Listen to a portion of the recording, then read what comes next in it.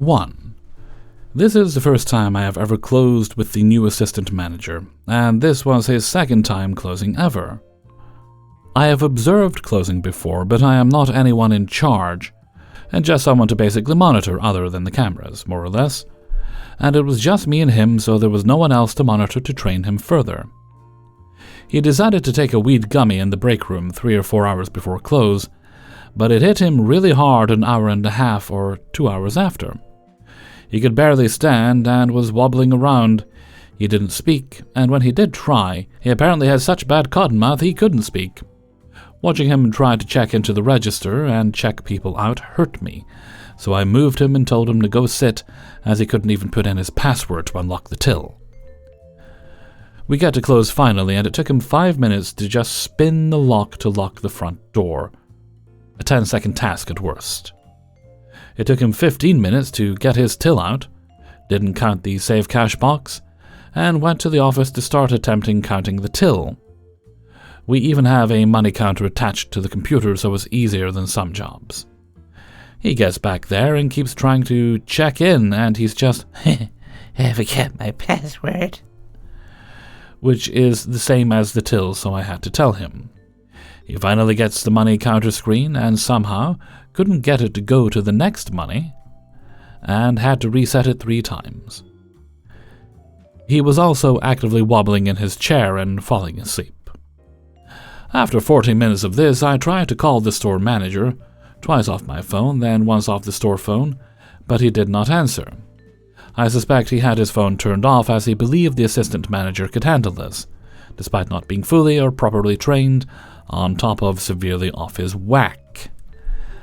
I then proceeded to let my husband know what was taking so long, and after another 10 minutes, I go in to check and can see he's missing some steps. I didn't know the full extent as I'm not in charge at all and not trained, but I got irritated and put the money in the bag, sealed it. He was trying to roll it without taking off the tag and sealing it all, and wrote what I could of what was needed, and I knew how to do. Good, so we're done. I put the till away, clocked out, and we just need to alarm the store and leave. He proceeds to take 20 minutes to change into his outdoor clothes, as he took a snowmobile in, and after that, took 10 minutes to attempt to set the alarm, and was just guessing the numbers and how to do things. At this point, it is so late that anyone who would know was asleep, even though I tried to see if another employee could help. Understandable that she wouldn't because she didn't work and was asleep, as she should be. He finally gives up and just goes, "F it, let's just leave." Gets to the door where I unlock it. I have the door open, then he ran away to close the produce screens. Granted, I forgot, but it's late, and I help open the next day. Then finally gets outside and struggles for 5 minutes to lock the door, pressing the wrong side despite me trying to tell him. He finally got it, and I go home. Jesus Lord of all things. I'm going to tell the store manager, and depending on how that goes, call our district manager and tell him what the hell happened. It may have only been one night, but it shouldn't have happened, and if he needed more training, it should have been someone with the training or the literal other manager. Exhausting. Update. Assistant manager was fired. He ruined multiple deposit bags for the bank, missed half the money, didn't count the safe money, and didn't set the alarm, and these by themselves are all really bad, so the fact that they were compounded by his inability to work due to intoxication on the property led him to be terminated. 2. So I had a lady come in today and she just started shopping. When she came up to the register with a whole bunch of random stuff, she tells me that she has a return that she just conveniently didn't surrender to the cashier before shopping. A little suspicious, but people have done dumb things before, so I don't think too much of it. That is, until I saw that the return she was trying to make was worth over $100, and of course, she doesn't have a receipt. I ask her if she purchased it at our location, using our membership program.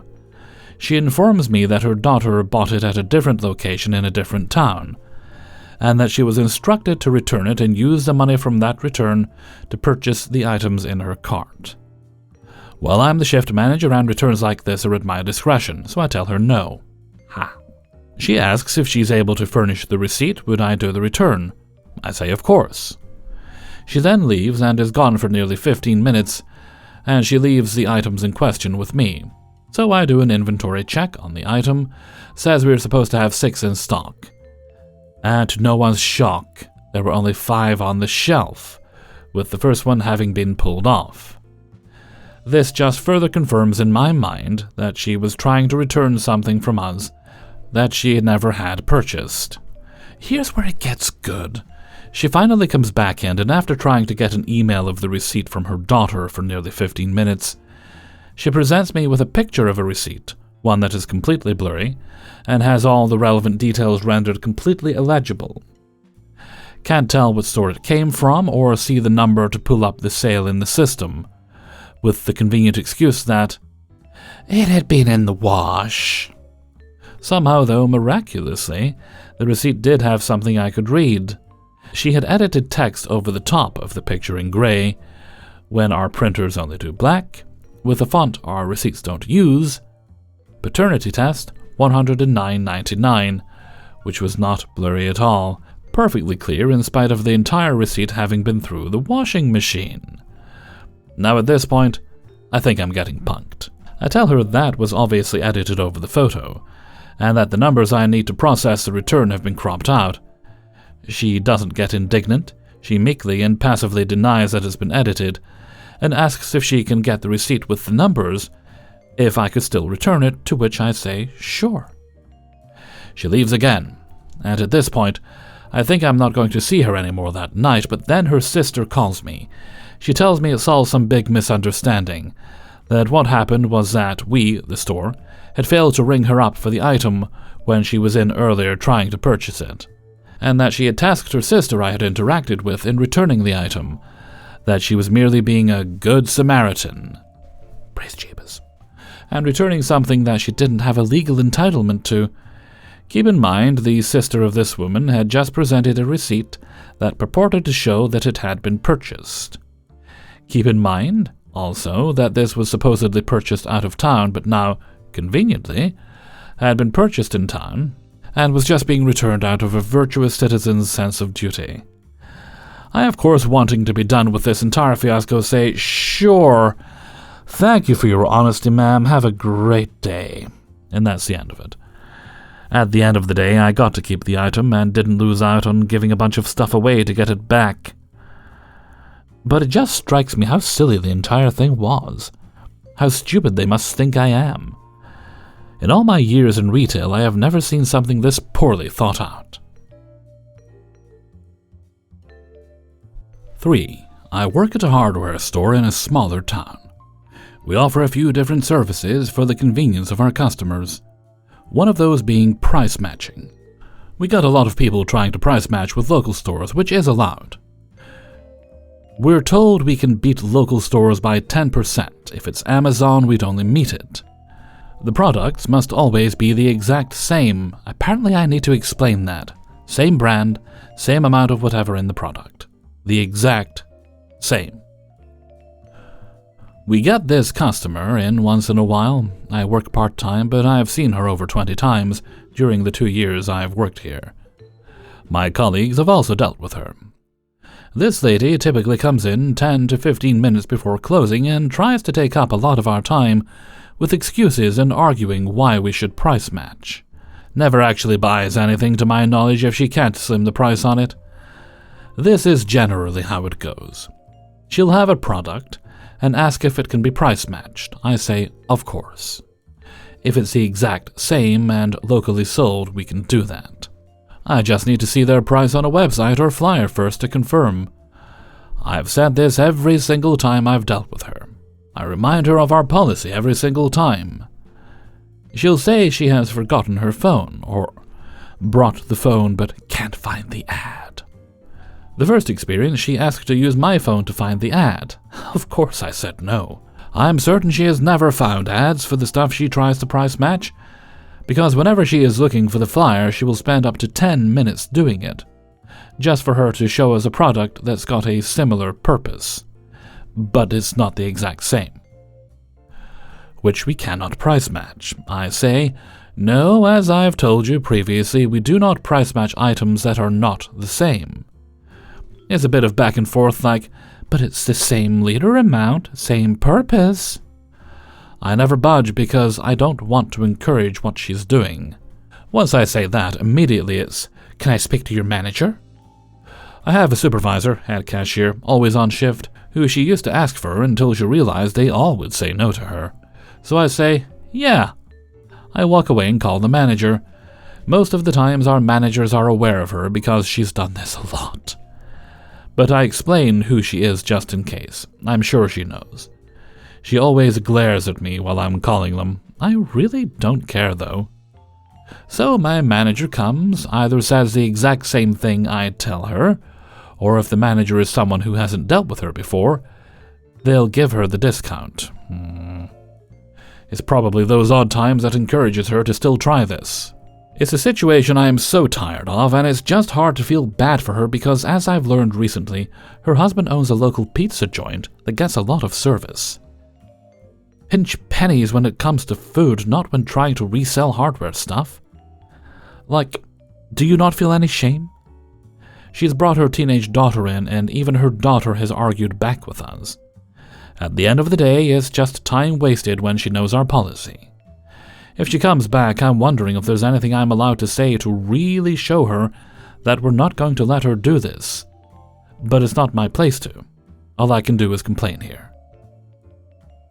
Hellfreezer's note, I spent quite a bit of time in retail, and I do know that ultimately what this person is doing, and this isn't a twisting of the facts, this is a fact, that's fraud.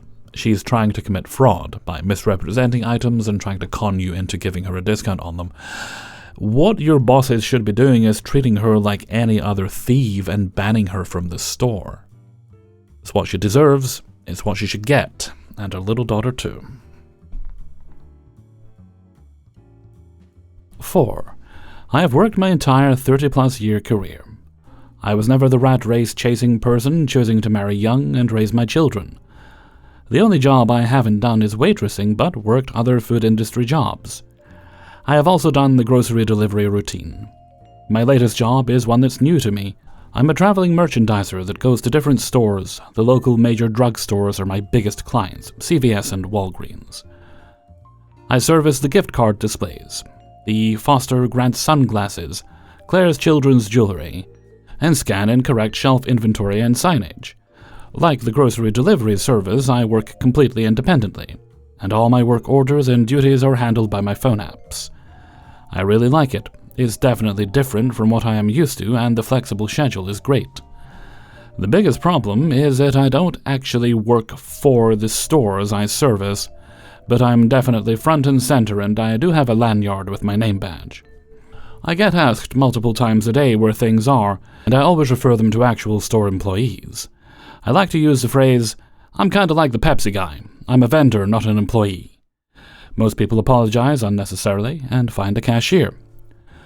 However, the very first week of my job, I had to do gift card reset. I actually like these tasks and enjoyed setting up displays at my other retail jobs. In comes a male Karen, I would say he's in his 70s.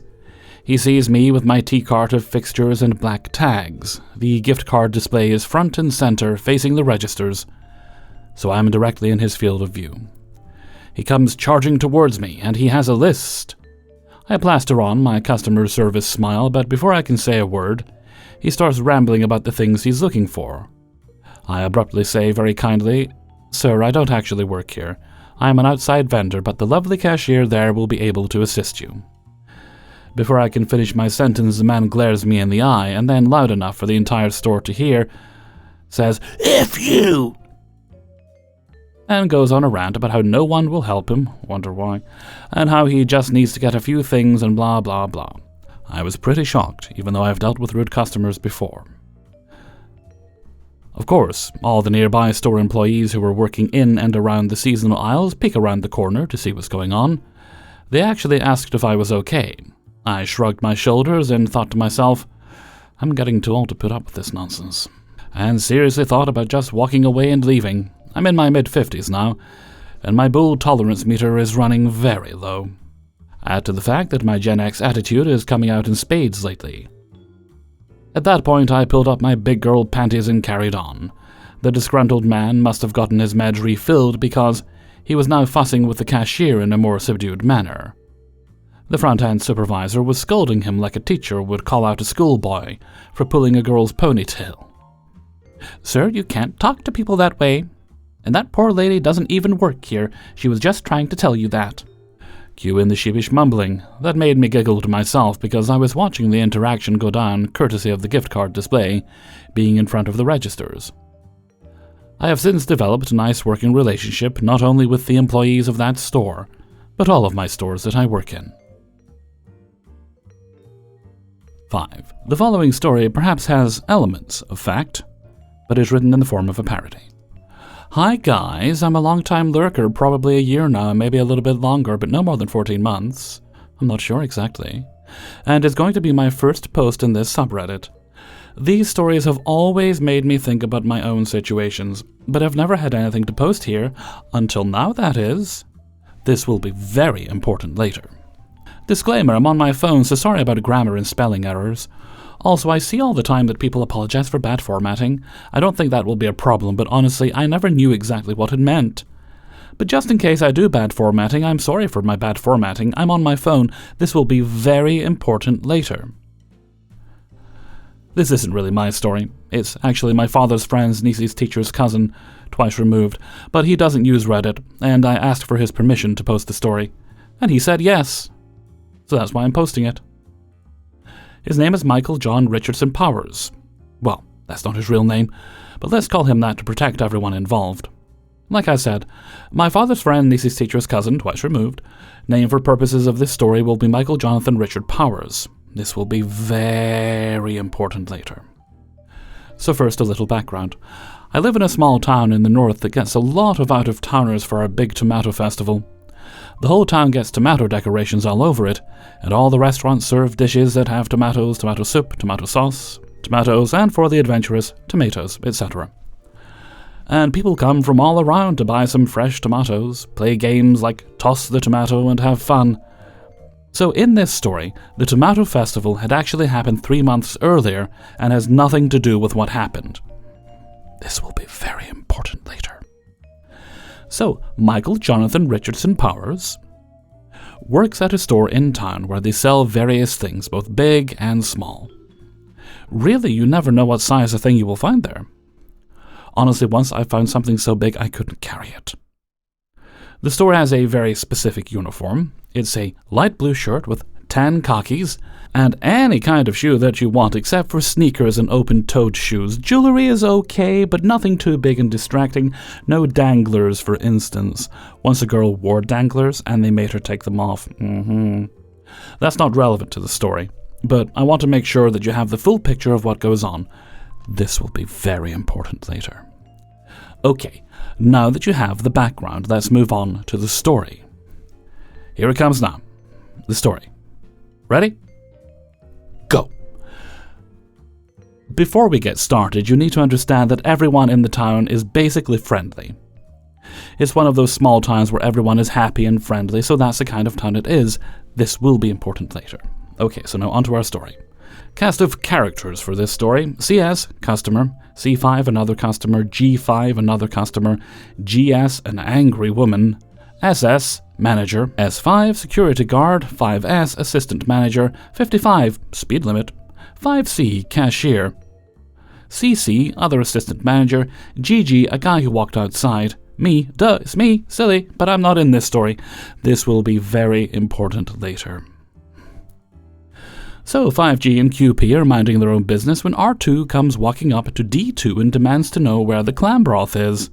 I don't remember exactly what they were looking for, but it was definitely some kind of broth or soup or other liquid food. But it's totally not important at all to the story, so I won't even mention it. NI, ZZ, and 42 are watching the whole thing. Eventually I left. Sorry, I know it's not as exciting as some of the other stories on here. Edit. Wow, RIP my inbox, this really blew up. Okay, to answer your questions, yes, no, red, and clam broth is made from clams. If anything changes, I'll give an update. Hey everybody, Hellfreezer here, and thank you very much for listening to Adventures in Fast Food and Retail, episode 221. And thank you very much to everybody who allowed me to use their stories in this video. Before you go, please do hit the like button and subscribe if you haven't already chosen to do so. As I'm recording this, we're currently in the middle of a bit of a storm here in Scotland, well, in the UK, but it's pretty windy in Scotland. I think we're out of the red now. We're currently in orange alert. I'll check it in a little bit. It doesn't sound much different. Orange versus red still sounds pretty chaotic. Something annoyed me though earlier. I got up and I saw there was a notification from my local Lidl. I have their app on my phone, so the notification came through the app saying your local store is closed. And I'm thinking, yeah, it should be. That's the sensible thing to do. It should be. Because what happened is the weather alert went out to everybody's phones yesterday, and everybody had the same thought, right, better go shopping because I won't be able to do it tomorrow, because I had been planning to go out today. I was planning to get I've had to cancel my vaccine appointment a few times and I'm running out of time to get it, so I was going to go to get it taken care of on Friday because my local doctor's office was having a drop-in clinic. And I haven't been out grocery shopping this week because I've been busy, so that would have been the opportunity I took to buy some groceries. Obviously, that alert changed my plans, but I still needed groceries, so out I went. Less than an hour later, got myself dressed, headed out the door, and I have never seen that store that busy. Everybody else had the same thought. Did manage to get a loaf of bread, thankfully, but most of it had been sweeping off the shelves. So, they were very busy yesterday, probably made more money yesterday than they would have in the previous few days. I wouldn't be surprised. A few hours later, I get another notification on my phone, again from Lidl, saying that the store has now reopened. Like, how dare you? Just keep it closed for the day. I don't care if it's technically slightly lowered the category from red to orange alert. Just keep your store closed for the day. Don't be putting people in danger. I mean, it's still windy enough that my bins are getting thrown around outside. That and the fact, if you look at the devastation on the news, loss of life, loss of homes, it's awful. I was very fortunate when I woke up today. My fans were still on, so I knew I still had power. So I've been quite fortunate, especially given where I'm located, because I was in the red zone. Not everyone has been that lucky, but now here are Lidl being total scumbags and trying to reopen the store in the same day. Just close it down, you tossers. Anyway, mustn't grumble. Right, I think we'll skip the question of the day for this particular video because I've rambled on in your ears enough. And I'm going to head off for now. So until next time, thank you very much for listening. And if you are in Scotland, I hope you're safe. And take very good care of yourselves. I mean, if you're not in Scotland, I hope you're safe too. Just, weather. Bye.